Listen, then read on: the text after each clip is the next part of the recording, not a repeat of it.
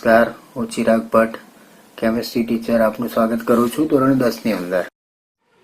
લેક્ચરની શરૂઆત કરતા પહેલા ફરી પાછું એક વખત આપણું ગયા વખતે જે હોમવર્ક આપણે આપેલું હતું, 5 શબ્દો તમને આપેલા હતા, મીન્સ કે 5 રસાયણોના નામ કે જેને તમારે અણુસૂત્રમાં ફેરવવાનું હતું. તો આપણે જોઈએ, બધા લખેલું જ હશે, છતાં એક વખત આપણે જે રીતે કરી છે એ રીતે કરીએ.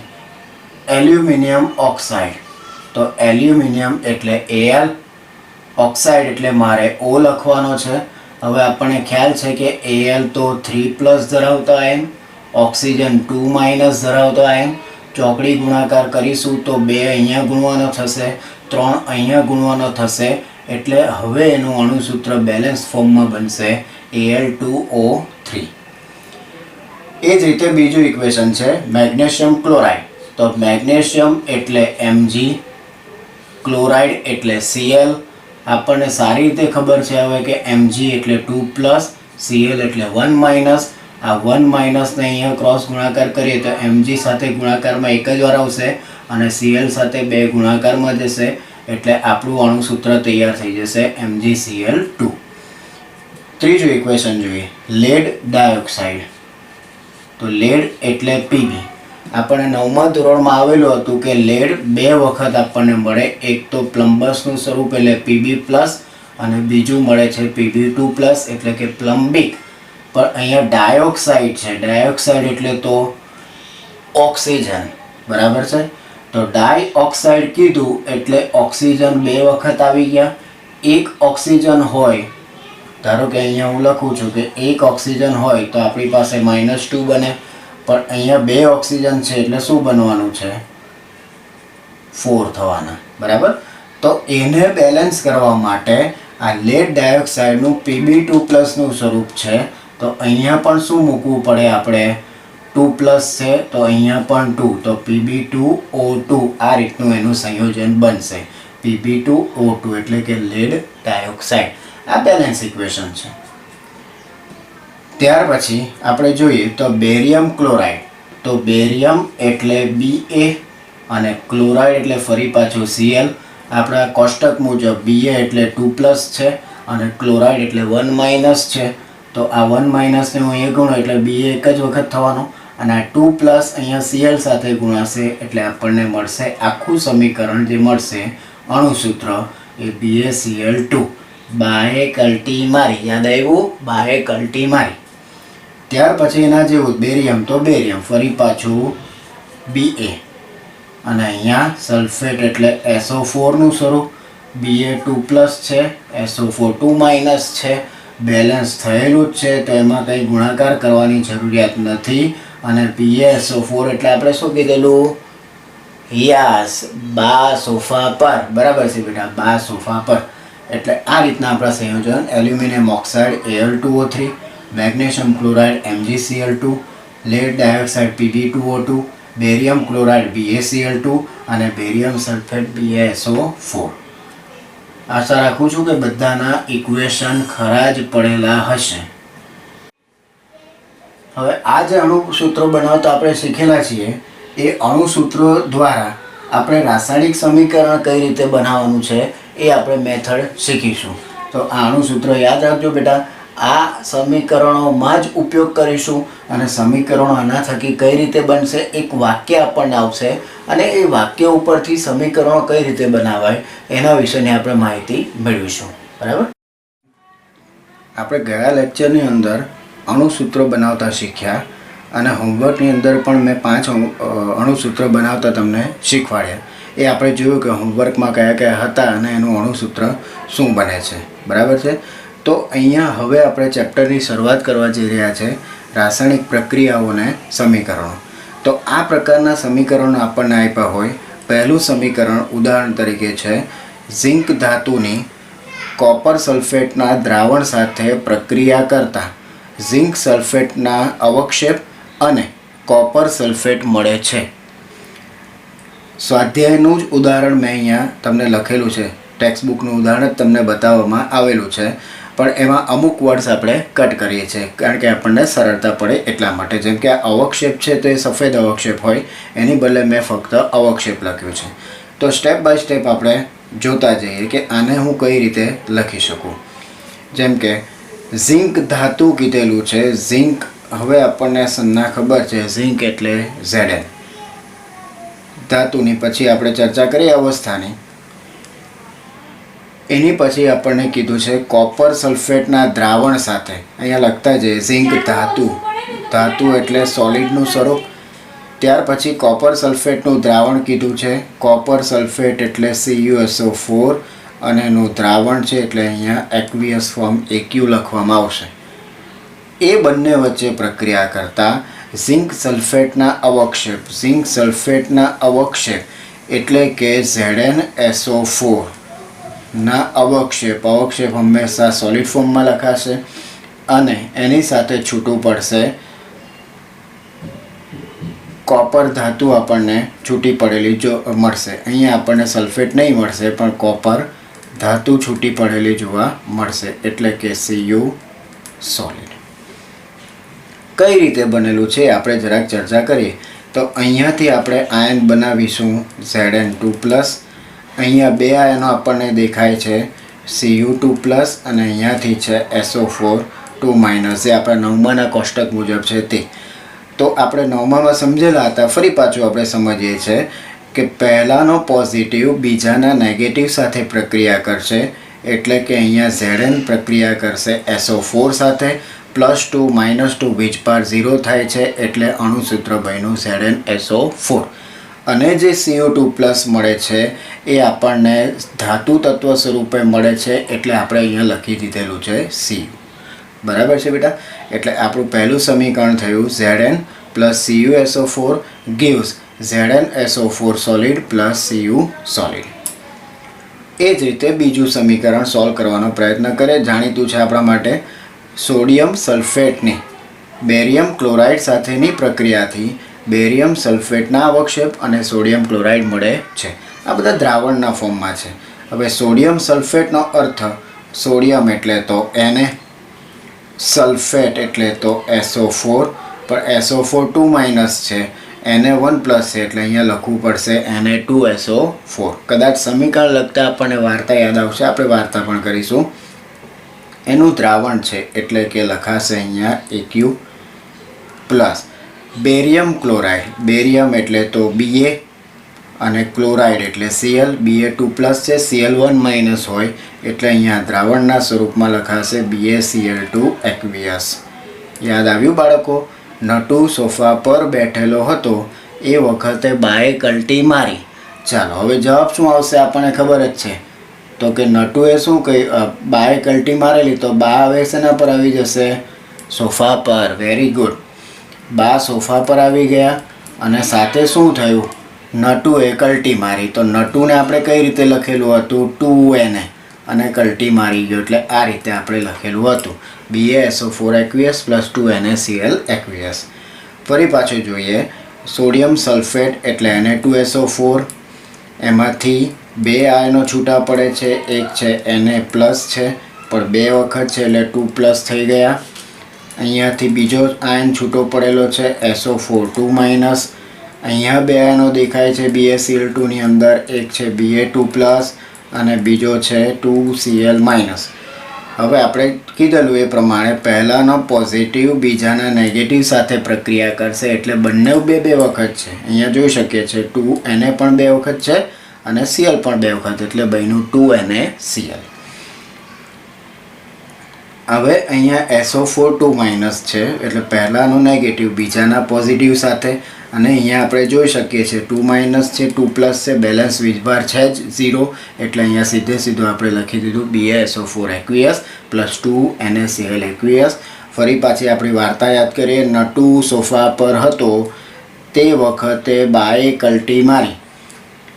તો શું થયું? તો કે બા સોફા પર બેસી ગયા, અથવા આપણે એમ પણ કહી શકીએ કે નટુએ બાને સોફા પર બેસાડી દીધા અને પોતે ત્યાંથી કલ્ટી મારી ગયો. નટુ કલ્ટી મારી ગયો.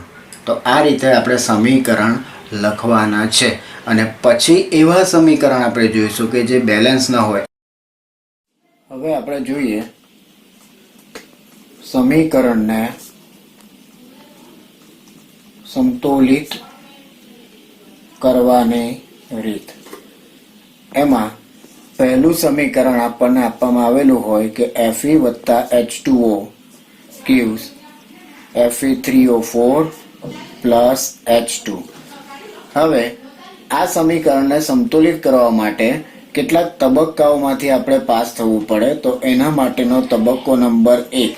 તબક્કા નંબર 1 નો નિયમ છે કે આપેલ રાસાયણિક સમીકરણમાં આવેલા દરેક સૂત્રની ફરતે બોક્સ બનાવી તેમાં હાજર રહેલા તત્વોની સંખ્યાની યાદી બનાવો. એનો અર્થ એવો થાય કે સમીકરણમાં આ તીરની ડાબી બાજુ પ્રક્રિયકો તરફ અને તીરની જમણી બાજુ નિપજો તરફ દરેક તત્વ કેટલી સંખ્યામાં આવેલું છે તે આપણે અહીંયા દર્શાવવાનું છે.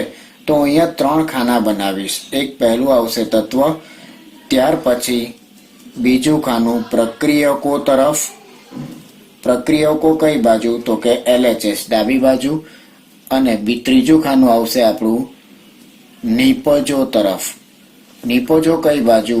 તો કે એ આવશે RHS એટલે કે જમણી બાજુ. તો અહીંયા પહેલું તત્વ આપણે ડાબી બાજુનું જોઈએ તો છે Fe. તો ડાબી બાજુ Fe આપણને એક જ વખત દેખાય છે, જ્યારે જમણી બાજુ Fe3O4 માં Fe આપણને 3 વખત દેખાય છે, એટલે હું અહીંયા લખીશ 3. ત્યાર પછી બીજું તત્વ આપણને દેખાય છે હાઇડ્રોજન H.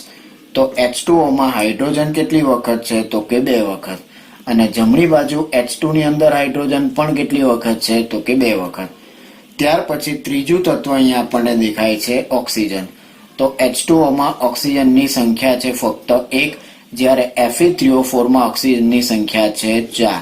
એટલે આ રીતે આપણો એક પહેલો તબક્કો પૂરો થાય, જેમાં આપણને કોષ્ટક મળ્યું અને એ કોષ્ટક મુજબ દરેક તત્વ જમણી બાજુ અને ડાબી બાજુ કેટલી વખત આવેલા છે એની આપણને જાણકારી મળે છે. ત્યાર પછી હું લખીશ તબક્કો 2. હવે એને બેલેન્સ કરવાની શરૂઆત. આપણે અહીંયા જોઈ શકીએ છીએ કે બેલેન્સ નથી. Fe ડાબી બાજુ 1 છે, જમણી બાજુ 3. ઓક્સિજન ડાબી બાજુ 1, જમણી બાજુ 4.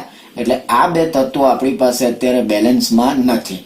તો એને બેલેન્સ કરવા માટે બીજા તબક્કાનો નિયમ એવો છે કે ત્રણેય તત્વોની અંદર જે વધારે વખત અનબેલેન્સ ફોર્મ્યુલા હોય, એનો મતલબ કે ઓક્સિજન 1 અને 4 છે, Fe 1 અને 3 છે, તો મોટો ફેરફાર ઓક્સિજનમાં આપણને દેખાય છે. તો ઓક્સિજનને બેલેન્સ કરવાની શરૂઆત આપણે કરવાની છે. તો જ્યાં વધારે સંખ્યામાં છે એનું સમીકરણ આપણે પહેલા લખશું. તો હું અહીંયા લખીશ કે જમણી બાજુ Fe3O4 માં ઓક્સિજનના 4 પરમાણુઓ છે, જ્યારે ડાબી બાજુ કઈ જગ્યાએ ઓક્સિજન છે? તો કે H2O માં દેખાય છે. એટલે ડાબી બાજુ H2O માં ઓક્સિજનનો ફક્ત એક જ પરમાણુ છે. એટલે મારે પહેલા એને બેલેન્સ કરવાનું છે કે ઓક્સિજનને હું બેલેન્સ કરવા માટે શું કરીશ? તો કે જમણી બાજુ 4 છે, ડાબી બાજુ 1 છે. એટલે મારે ડાબી બાજુ H2O ની આગળ કંઈક આંકડો મૂકવો પડશે, તે હું અહીંયા મૂકીશ. તો અહીંયા 1 પરમાણુ છે, તો હું લખીશ કે તેથી તેને સંતુલિત કરવા માટે ડાબી બાજુ H2O ની આગળ 4 સહગુણક મૂકવો પડશે. એનો મતલબ કે મારે ફરી પાછું આ સમીકરણ લખું તો Fe વત્તા, હવે H2O ની આગળ 4 સહગુણકનો અર્થ હતો કે આ રીતે 4 લખો અને પછી H2O એટલે 4H2O gives, જમણી બાજુ કોઈ ફેરફાર નથી કર્યો એટલે Fe3O4 એમ જ રાખીશું, વત્તા H2. આ રીતે આપણો બીજો તબક્કો અહીંયા પૂરો થાય છે. હવે તબક્કો નંબર 3. તબક્કો નંબર 3 બીજા તબક્કા પ્રમાણે ચાલશે. હવે અહીંયા આપણે જોઈ શકીએ છીએ કે જો આપણે H2O ની આગળ 4 અંક મૂકીએ એનો મતલબ કે 4 ગુણ્યા O એટલે ઓક્સિજન બંને બાજુ 4 થઈ ગયા. પણ જેવો અહીંયા 4 મૂકવાની સાથે હાઇડ્રોજન જે અહીંયા આપણી પાસે ડાબી બાજુ 2 હતો એની બદલે હવે હાઇડ્રોજન કેટલી વખત થઈ ગયા તો કે 8 વખત થઈ ગયા. અને અહીંયા હાઇડ્રોજન કેટલી વખત છે? ફક્ત 2 વખત છે. એટલે હવે હાઇડ્રોજનને બેલેન્સ કરવો પડશે. ઓક્સિજનને બેલેન્સ કરવામાં હાઇડ્રોજન ખોરવાઈ ગયો. તો જે 4 અંક આપણે અહીંયા મૂકેલો ડાબી બાજુ એની બદલે હવે ફરી પાછો આપણે ક્યાં મૂકવો પડશે? જમણી બાજુ H2 ની આગળ. તો એના માટેનું પદ કે કોના લીધે ફેરફાર થયો તો કે હવે ડાબી બાજુ 4 સહગુણક મૂકવાથી હાઇડ્રોજનના પરમાણુ જે સંતુલનમાં હતા હવે એના માટે શું લખાશે તો કે અસંતુલિત થાય છે. તેથી તેને પણ સંતુલિત કરવા એટલે કે તેને સંતુલિત કરવા જમણી બાજુ H2 ની આગળ 4 સહગુણક મૂકવો પડશે. એનો મતલબ ફરી પાછું આપણે સમીકરણ લખવાનું છે. Fe વત્તા 4H2O જે અહીંયા આપણે ફેરફાર કરેલો હતો બીજા તબક્કામાં તે gives Fe3O4 પ્લસ હવે અહીંયા મૂકીશું આપણે 4H2.